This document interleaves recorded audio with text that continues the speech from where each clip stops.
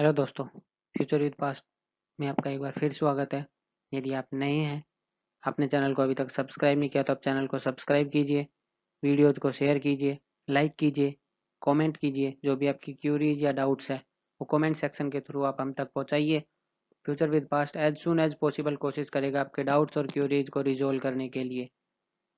अभी जो हमारी सीरीज चल रही है वो आपकी socio religious reforms movement in India से रिलेटेड चल रही है। बगैर टाइम खराब किए हुए हम उसमें आगे फर्दर डिस्कस करते हैं। आज का जो हमारा लेक्चर है वो the servant of India society से रिलेटेड है। दूसरा सोशल सर्विस लीग। हम इन दो स्कीमों को या इन दो जो आपकी है ये सोसाइटी, इन दोनों को इसमें डिस्कस करेंगे इस टॉपिक में। आगे आने वाले जो लेक्चर है पहले की तरह सिंगल सिंगल टॉपिक पे नहीं आएंगे। अब हम 2 और 3 टॉपिक को कंबाइन करके आगे इसमें डिस्कस करेंगे। The servant of India society, यदि हम इसकी बात करें तो इसकी स्थापना 1905 में मीन्स 1905 में कांग्रेस के नरम दल या उदारवादी दल के नेता गोपाल कृष्ण गोखले ने एमजी रानाडे की सहायता से की थी।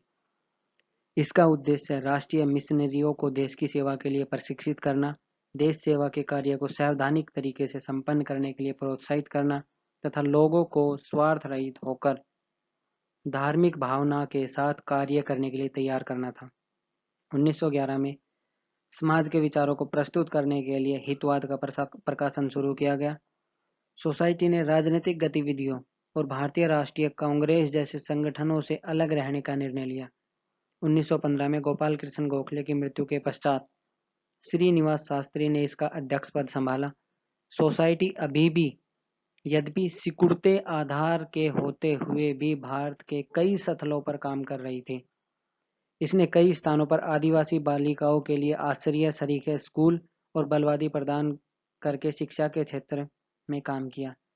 The servant of India society से रिलेटेड जो चीज़ें हमने डिस्कस की वो पूरा इन डेप्थ में डिस्कस किया है। आपको the servant of India society से रिलेटेड कहीं और से पढ़ने की ज़रूरत नहीं पड़ेगी। नेक्स्ट टॉपिक जो हमारा इसी का सब पार्ट है हम उसको आगे डिस्कस करते हैं। Social service league. यदि हम सोशल सर्विस लीग के बारे में बात करें तो इसकी स्थापना गोखले के फॉलोअर नारायण मल्हार जोशी ने बॉम्बे में की थी।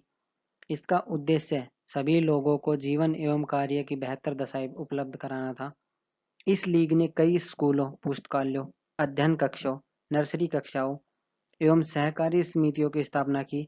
इसके कार्यकर्ता न्यायालयों के एजेंट के रूप में कार्य करते थे तथा गरीबों एवं अशिक्षित लोगों को न्याय दिलाने हेतु उनकी ओर से पैरवी करते थे।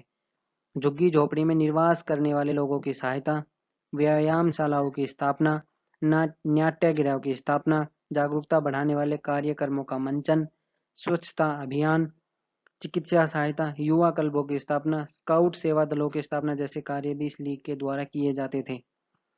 सोशल सर्विस लीग के संस्थापक नारायण मल्हार जोशी ने 1920 में 1920 में अखिल भारतीय ट्रेड यूनियन कांग्रेस की स्थापना की थी। जो चीज़ें हमने डिस्कस की वो आपकी सोशल सर्विस लीग से रिलेटेड कंप्लीट है। आपको इसके अलावा कहीं और से पढ़ने की कोई ज़रूरत नहीं पड़ेगी।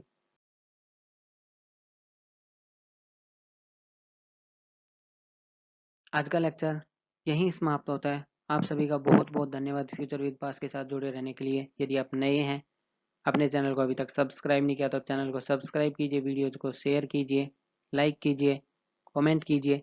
जो भी आपकी क्यूरीज या डाउट्स है वो कमेंट सेक्शन के थ्रू आप फ्यूचर विद पास तक पहुँचाइए। Future with past as soon as possible कोशिश करेगा आपके डाउट्स और क्यूरी को रिजोल्व करने के लिए। Thank you. Have a great day.